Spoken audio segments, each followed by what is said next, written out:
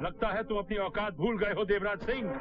तुम एक मामूली सा हवलदार, एक गरीब आदमी जिसकी सोसाइटी में न कोई इज्जत है न कोई पहचान। तुमने ये सोचा कैसे कि तुम्हारी बहन इस घर की बहू बन सकती है?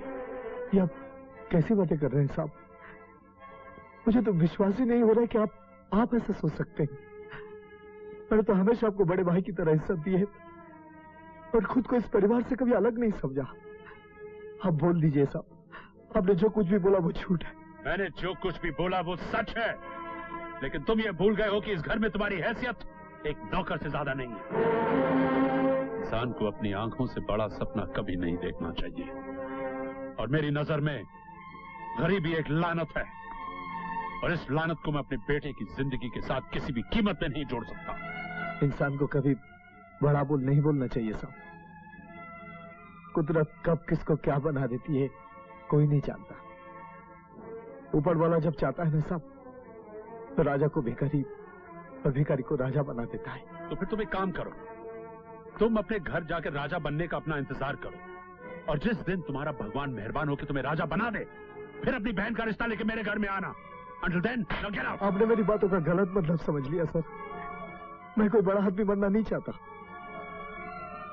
मैं तो सिर्फ अपनी बहन की खुशियां चाहता हूँ। साफ क्यों नहीं कहते हो कि तुम अपने बहन के सहारे अपना तकदीर बदलना चाहते हो? अगर तुझे बड़ा आदमी बनने का इतना शौक है तो अपनी बहन को दुल्हन बनाकर किसी मंत्री या नेता के सामने पेश कर दे। रातों रात तेरा प्रमोशन हो जाएगा, समझे?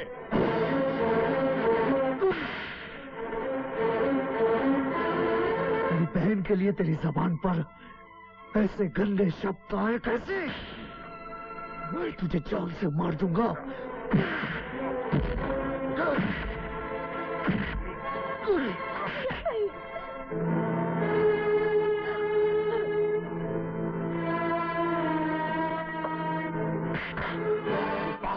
हट जाओ। एसपी त्रिकाल चौधरी पर हाथ उठाया, मैं तुम्हें छोड़ूंगा नहीं देवराज सिंह। ले जाओ इस पागल को, इसी वक्त अब भी इसे सर्विस से निकाल दूंगा। ले जाओ इसे। Get out of here।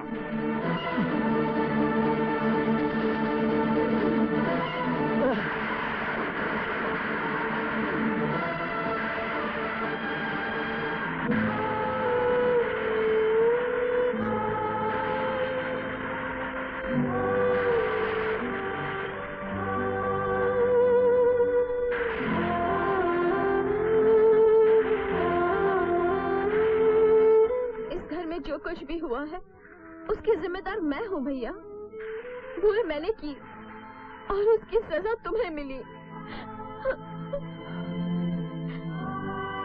तो शायद इसलिए ऐसा सोच रही है कि मेरी नौकरी चली गई। अरे पगली, नौकरी चली गई तो क्या हुआ? अब भी इन बाजू में इतनी ताकत है कि मेहनत मजदूरी करके इस परिवार को चला सकता हूं। लेकिन दुख की बात तो यह है कि मैं तेरे लिए खुशियां लाने गया था, खाली हाथ वापस आ गया। फिर भी तू मायूस नहीं होना, तेरा प्यार तुझे जरूर मिलेगा। मैं तेरी शादी इंदर से कराऊंगा। ये नामुमकिन है। इंदर मुझसे बगावत करके भी देवराज की बहन के साथ शादी नहीं कर सकता, क्योंकि उसके पहले मैं देवराज का खेल खत्म कर दूंगा। तुम सब वही करो जो मैं कहता हूं। Yes sir.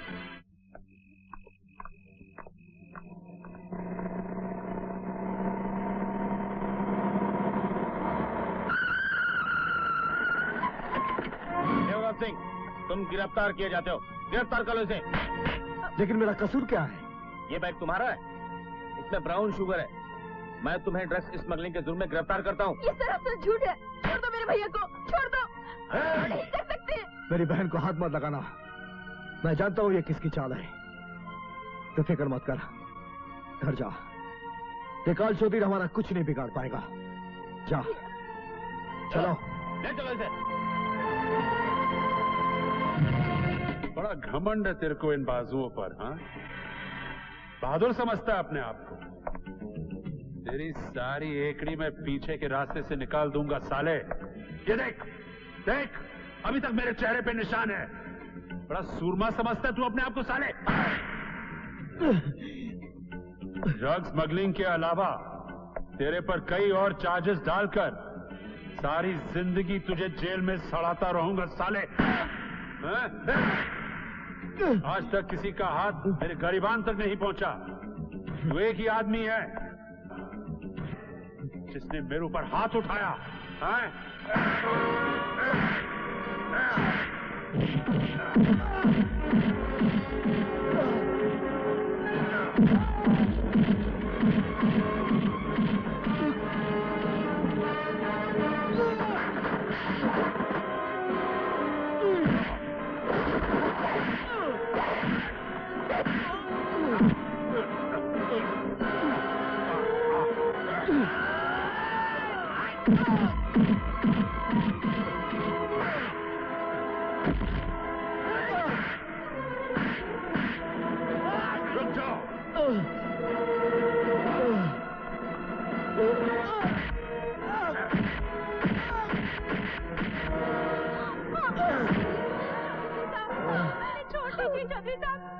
मैं आपके आगे हाथ जोड़ती हूँ, आपके पैर पड़ती हूँ। भगवान के लिए हम पर तरस खाइए। इंस्पेक्टर साहब, हमारा कोई सहारा नहीं है। ये जो कुछ भी हुआ है मेरे कारण हुआ है। इसके लिए मैं आपसे माफी मांगती हूँ। प्लीज मेरे भैया को छोड़ दीजिए। ठीक है, अगर तुम इसकी जिंदगी चाहते हो तो इसे यहाँ से लेकर कहीं दूर चले जाओ। आज के बाद अगर ये शहर में दिखा तो मैं इसे जिंदा नहीं छोड़ूंगा, समझी? भाभी ठीक कह रही है भैया। तुम्हारे सिवा हमारा इस दुनिया में है कौन? मैंने और भाभी ने फैसला किया है कि हम ये शहर हमेशा के लिए छोड़ के चले जाएंगे। तुम लोग चाहती हो कि त्रिकाल चौधरी के डर से हम घर बार शहर छोड़कर चले जाएं? ऐसा कभी नहीं होगा, कभी नहीं। प्लीज भैया, मेरी बात मान लीजिए। आपको मेरी कसम।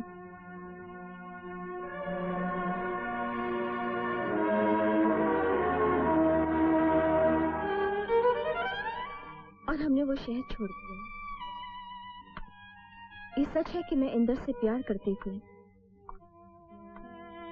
लेकिन अपने प्यार को पाने के लिए अपने पिता से बगावत करने की हिम्मत नहीं थी उसमें। मेरे दिल से उसकी तस्वीर हमेशा के लिए मिट चुकी है। अब मेरे दिल में उसके लिए कोई जगह नहीं है, कोई वास्ता नहीं है मेरा उससे। ये सब कुछ बताकर तुमने मेरे दिल में बहुत बड़ी जगह बना ली है रश्मि। मगर जो हुआ अच्छा हुआ। वक्त से पहले ही इंदर की असलियत तुम्हारे सामने आ गई, क्योंकि वो तुम्हारे प्यार के काबिल नहीं था Rashmi. Come on, let's go. 2 check sign करने के 2 लाख का अनाथ आश्रम वास्ते और 5 लाख का मंदिर वास्ते।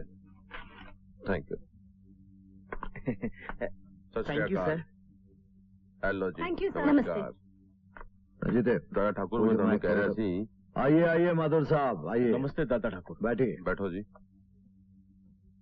क्या बात है, परेशान लग रहे हैं? एक बहुत बड़ी मुसीबत में फंस गया हूँ दादा ठाकुर मैं। दादा ठाकुर के होते हुए आप मुसीबत में हैं, ये अच्छी बात नहीं है। तकरीबन 1 साल पहले मैंने अपना भांडुप वाला गोदाम संजय परमार नाम के एक आदमी को भाड़े पे दिया था। बाद में पता चला कि वो यशवंत अन्ना का आदमी है। उसने अपने नाम से गोदाम के जाली पेपर बनवा लिए। वो अपने आप को गोदाम का मालिक कहता है। आजकल यशवंत अन्ना का छोटा भाई चीता ने भी उस गोदाम में अपना अड्डा बना रखा है। मैं कोर्ट कचहरी के चक्कर में पड़ना नहीं चाहता।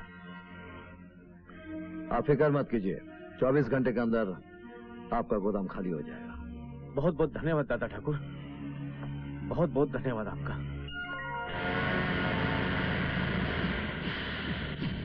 और कितने और ना पावले बदमाश। जीते तू आ गया मरने के लिए। ओए बदमाश, मैं तनु नहीं छटांगा।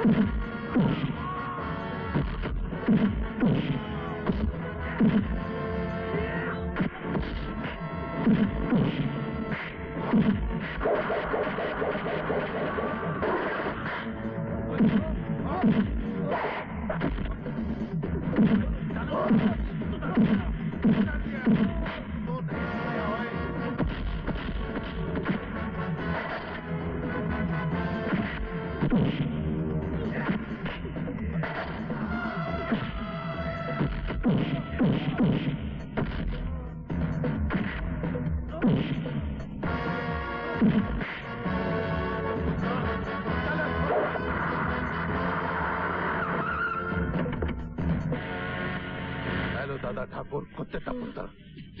पता नहीं तेरे माँ बाप ने तेरा नाम चीता कैसे रख दिया। तू तो मुझे भौंकने वाला जानवर लगता है। रंजिते, ये पट्टा इसके गले में बांध दो। तो अपनी औकात ही जाने का निकल जा। मैं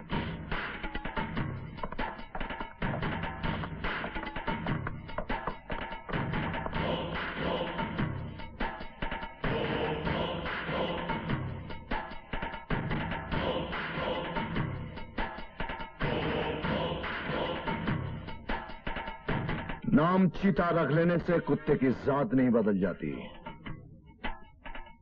इस पिल्ले को अपने घर की 4 दीवारी में बंद करके रख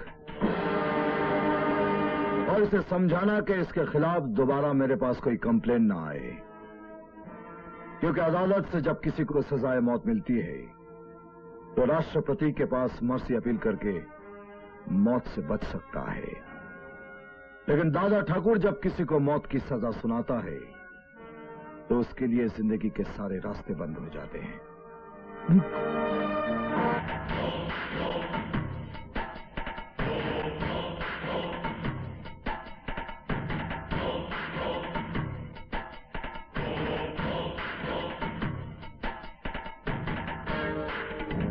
बड़े शर्म की बात है ये। दादा ठाकुर मुझे कुत्ता बनाकर यहाँ छोड़ गया और तुम दोनों नपुंसक की तरह खड़े होकर तमाशा देखते रहे। साले को गोली से भून कर दिया। तू अभी इतना बड़ा नहीं हुआ जो ये धंधे के मैटर को समझ सको। दादा ठाकुर को हम इसका जवाब देंगे, मगर इसके लिए राइट टाइम का इंतजार करना पड़ेगा। क्या खाक इंतजार करना पड़ेगा यशवंत? अन्ना कंपनी के मुंह पर थूक कर चला गया हो। कल तक अफगर पीड़िता के टुकड़ों पर पलता था और आज अक्के मुंबई पर राज कर रहा है। इसके बारे में सीरियसली कुछ सोचना पड़ेगा यशवंत। सोचना क्या है भाई साहब, उसने अन्ना कंपनी से पंगा लिया है। अब किसी भी टाइम उसका लाइफ का स्विच ऑफ हो सकता है। चलो, एसीपी त्रिकाल अपने बंगले पर हमारा इंतजार कर रहा है।